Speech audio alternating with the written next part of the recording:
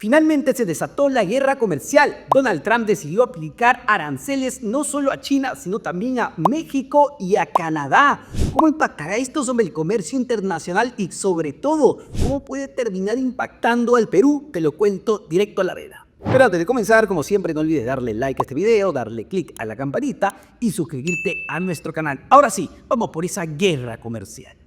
Aranceles, aranceles y aranceles, pero no solo a China, su principal rival económico, sino a sus dos socios estratégicos más importantes, a aquellos países con los que comparte frontera. Nos referimos a Canadá y a México. El presidente Donald Trump firmó el fin de semana último una orden ejecutiva para aplicar, escúchenlo bien, 25% de aranceles a los productos canadienses y mexicanos que ingresen a los Estados Unidos. Y en el caso de China, el arancel que va a aplicar es de 10%. Hay una salvedad importante que no es menor y que valdría la pena analizar. En el caso del combustible, del petróleo que importa Estados Unidos de Canadá, ese no va a entrar con 25%, ese va a entrar con 10%. ¿Por qué? Porque Donald Trump sabe muy bien y es consciente que el haber desatado una nueva guerra comercial no solo impactará a los países que está castigando, sino que evidentemente impactará también a los Estados Unidos.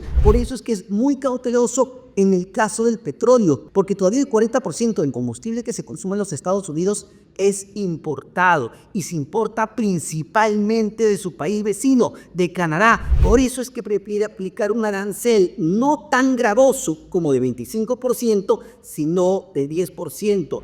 Y es lo que ha dicho el presidente Donald Trump dentro de su argumentación. Él sabe muy bien que estas medidas van a causar dolor. Sin embargo, también ha dicho que lo que busca es el éxito de la industria estadounidense. ¿Qué es un arancel en principio? El arancel es una especie de impuesto al comercio internacional. ¿Qué significa esto? Que yo le aplico aranceles, le aplico impuestos, le aplico costos adicionales a los productos. ¿Para qué? Para encarecerlos cuando lleguen a mi mercado. ¿Y por qué los encarezco? Para desincentivar el consumo de esos productos extranjeros, pueden ser chinos, pueden ser mexicanos, pueden ser canadienses. ¿Para qué? Para proteger mi industria local. Ese es el fundamento económico en teoría del por qué Donald Trump está aplicando estos aranceles. La justificación es para proteger a la industria estadounidense, para proteger a la industria norteamericana y, en su teoría, para proteger los empleos en los Estados Unidos. Incluso lo que ha dicho el fin de semana es lo siguiente, que los Estados Unidos no deben seguir subsidiando a las industrias, a las empresas de otros países, en especial China, en especial Canadá, en especial México. A ver, eso es en la teoría. Y ya muchos países han atravesado justamente por periodos similares de proteccionismo comercial. De hecho, el Perú en los 80 era un país sumamente proteccionista. Cerraba los mercados. La mejor forma de cerrar los mercados es a través de los aranceles, es a través de los impuestos al comercio exterior. Sin embargo, después de la caída del muro de Berlín, hubo un consenso internacional que lo que necesitaban los países para desarrollarse, que lo que necesitaban los países para crecer y para avanzar era todo lo contrario, era reducir estas barreras comerciales, era abrirse al mundo. De hecho, un caso clarísimo de desarrollo global, que de desarrollo económico, ha sido el peruano. El Perú decidió abrir sus mercados ya hace varias décadas, decidió firmar una serie de tratados de libre comercio, una serie de acuerdos comerciales y hasta el día de hoy, felizmente, esa política de apertura comercial se ha mantenido. Tenemos acuerdos comerciales con los países más importantes del mundo, con las principales economías. Estados Unidos, China son nuestros principales socios comerciales, pero tenemos acuerdos comerciales con la Unión Europea, con Chile, con países del Asia. Es decir, el Perú apostó por el libre comercio y así una política constante de Estado, justamente esa apertura y búsqueda de nuevos mercados, porque sabíamos que era la mejor forma de desarrollar nuestra industria local, buscando en el mundo países a los que pudiésemos venderle aquellos productos que nos hacen competitivos, y el caso de la agroexportación es la mejor prueba de ello. Pero volvamos a los Estados Unidos, porque evidentemente dentro de la concepción del presidente Donald Trump y de su equipo de asesores, La mirada es completamente distinta y no solamente completamente distinta, sino completamente contraria porque ellos creen pacientemente que será a través de más aranceles que podrán fortalecer su industria local. El gran problema de los aranceles, y ya lo vimos durante el primer gobierno del republicano, es los precios, es el alza de precio. ¿Por qué? Porque eso es lo que trae. ¿Cómo así? Evidentemente, si yo le coloco 25% de aranceles a las paltas que vende México en los Estados Unidos, esas paltas en los mercados, en los supermercados estadounidenses, van a costar 25% más para los consumidores.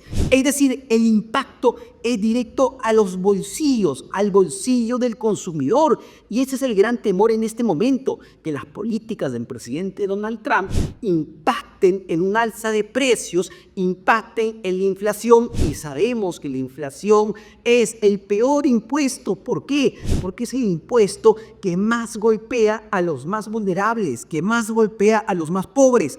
Cuando sube la inflación, se retrae la demanda, se retrae la producción y se retrae evidentemente la economía. Ese es el gran riesgo. En este momento surge a partir de las decisiones que está tomando el presidente Donald Trump. Y ojo, es lo que ya ocurrió cuando el presidente Trump estuvo en la Casa Blanca. Esto recién comienza. ¿Por qué? Porque el fin de semana ya han salido a responderle al presidente Donald Trump.